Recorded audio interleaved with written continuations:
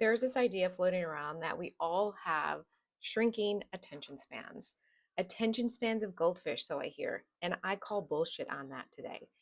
I know from my own experience that when something challenges me and aligns with my values fully and makes me think in new ways, different ways, I don't just read the first line. Like, I fucking dive into it. I'm excited to dive into it. I stay with it because it's meaningful, right? I actually get pulled in by the depth. I get pulled in by conversations that matter, the bigger conversations. And when something resonates, when there's passion behind it, when there's purpose behind it, and there's meaning, our attention expands regardless of how complex or long it may be, right?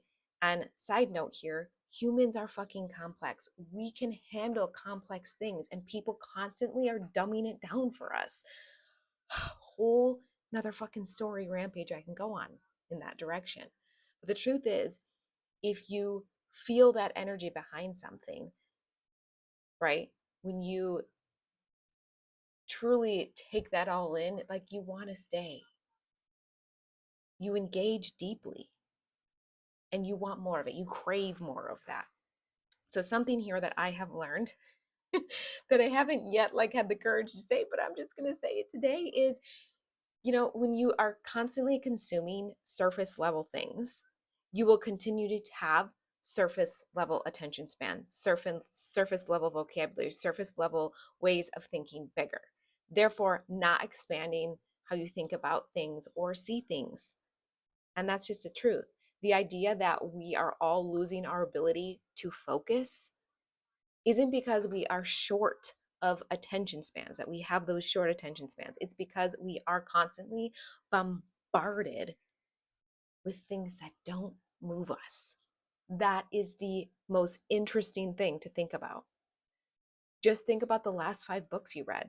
I bet there's at least one that you like couldn't stop reading. You did not want to put it down. You wanted to snuggle up in your little corner. You didn't want to stop reading it, right?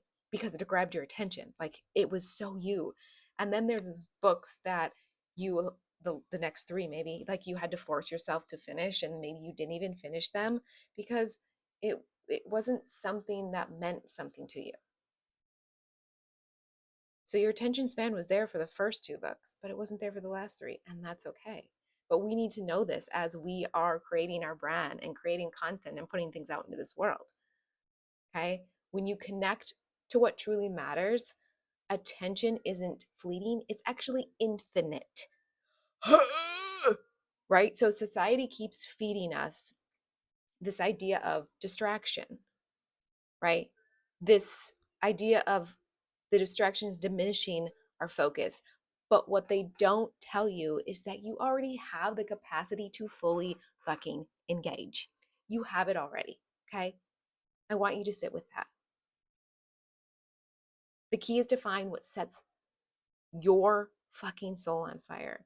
And when you do, your attention follows naturally. At the core, it's about trusting your voice, sharing what's on your heart, knowing that your message will really find the right audience who's ready to receive it.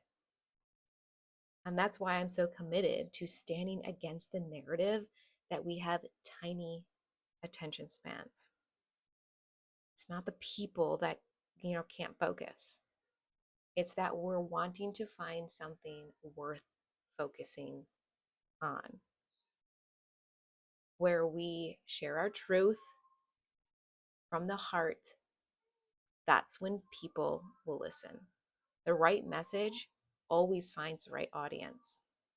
So I want you to stop thinking that I can't create this because people's attention spans are so short. I'm proof. And I know there's plenty of other people that are out there that they want the deep.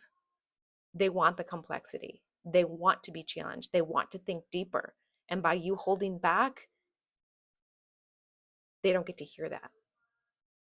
Give them the permission also to start creating without this constant thought. Give them the permission to fully let their voice out there. That's going to change the world. I promise. Love you.